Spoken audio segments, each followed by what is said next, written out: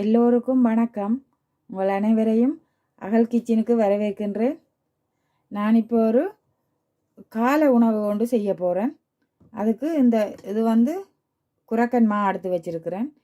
அப்போ இதில் ஒரு காலை சாப்பாடு ஒன்று செய்ய போகிறேன். அதை ஒரு வீடியோ எடுத்து போடலாமன்ட்டு நான் இதை ட்ரை பண்ணுறேன். இது இந்த குரக்கன் மாவில் எக்கச்சக்கமான சத்துக்கள் எல்லாம் இருக்குது, எல்லாருக்கும் தெரியும். கல்சியம், ஃபைபர் அப்படி நிறைய எக்கச்சக்கமான சத்து எல்லாம் இருக்குது. சின்ன பிள்ளைகளுக்கும் சரி, பெரியாக்களுக்கும் சரி, எலும்பு வளர்ச்சிக்கு தேவையான அத்தனை சத்தும் இந்த குரக்கன் மாவில் இருக்குது. இது குரக்கன் மாவுன்னு சொன்னால் சில பேர் ராகி மாவுன்னு சொல்கிறது. இதுதான் அது. இதை வச்சு தான் நான் ஒரு சாப்பாடு ஒன்று செய்ய போகிறேன். அதுக்கு இதில் இவ்வளவு குரக்கன் மா எடுத்து வச்சுருக்கிறேன். இதில் ஒரு 2 பெரிச்சம்பழம் எடுத்து வச்சுருக்கிறேன். இது வால்நட்டும் இதில் ஒரு 2-3 எடுத்து வச்சுக்கிறேன். இதில் கொஞ்சம் ரேசின் எடுத்து வச்சுருக்கிறேன், காஞ்ச முந்திரி. இதில்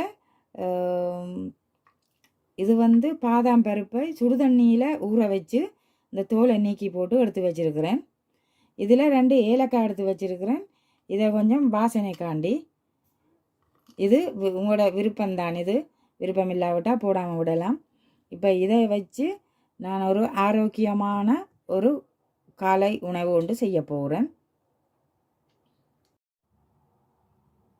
இப்போ நான் அடுப்பில் ஒரு பாத்திரம் வச்சுருக்கிறேன். அதுக்குள்ளே இந்த குரக்கன் மாவை சேர்க்கிறேன். இதை முதல் இப்படி கரைச்சி எடுக்க வேணும்.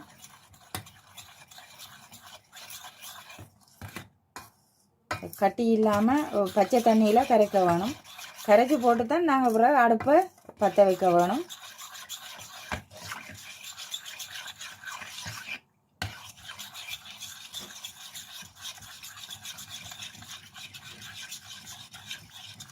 இப்போ நான் அடுப்பையும் பற்ற வைக்கிறேன்.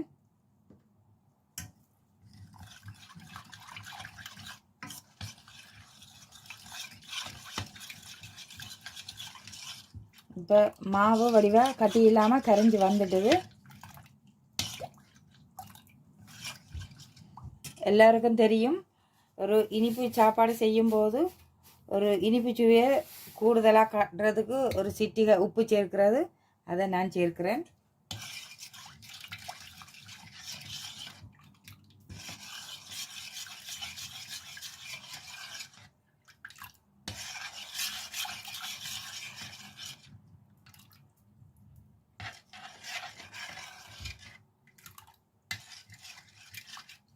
இப்போ அடுப்பு பற்ற வச்சுருக்குது. இதில் இப்போ இது கொதி வர வேணும். இப்போ மாவு நல்லா கொதி வந்து கொண்டு இருக்குது. நான் இந்த ஸ்டேஜில் இந்த நட்ஸுகள் எல்லாம் சேர்க்கிறேன். பெருச்சம்பழமும் சேர்க்கிறேன். ஏலக்காயை இப்படி பிச்சு போட்டு போடுறேன். அப்போ தான் அந்த வாசனை உடனடியாக வரும்.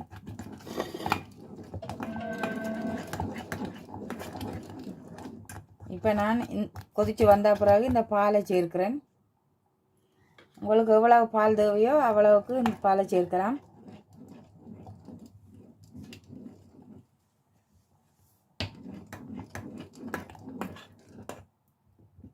இப்போ நான் அடுப்பை ஆஃப் பண்ணிட்டேன்.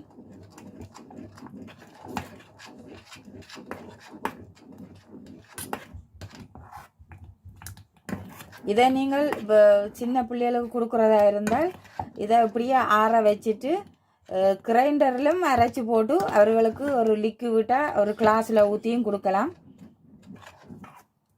இது எனக்குத்தான் இது செய்கிறேன். அதால் நான் அதை அப்படியே போட்டு சாப்பிட போகிறேன். மாவு வடிவாக அவிஞ்சு வந்துட்டுது.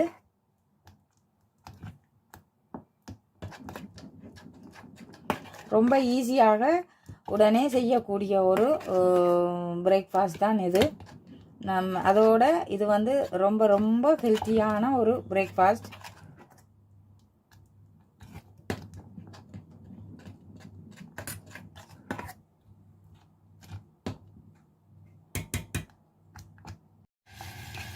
இப்போ நான் இறுதியாக இந்த சர்க்கரை சேர்க்கிறேன். இது கரும்பு சர்க்கரை. நீங்கள் எது வேண்டுமானாலும் சேர்க்கலாம், நாட்டு சர்க்கரையும் சேர்க்கலாம். இது வந்து கரும்பில் செய்த ஒரு சர்க்கரை உண்டு. இதை நான் இதை சேர்க்கிறேன் இப்போ இறுதியாக.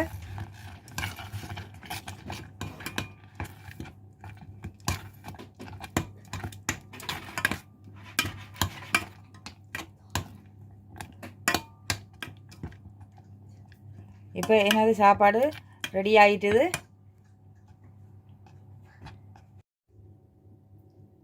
இப்போ எனது காலை உணவு தயாராகிட்டுது.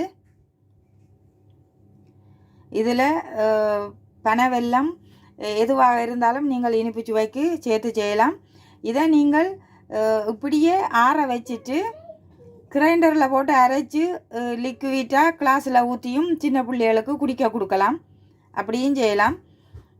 பெரியா கலண்டால் இதை இப்படியே ஃப்ரெஷ்ஷாக போட்டும் அப்படியே கடித்து சாப்பிட்டு எடுத்துக்கொள்ளலாம். இது ரொம்ப ரொம்ப ஹெல்த்தியான ஒரு காலை உணவு. இது நான் எனக்காக செய்திருக்கின்றேன்.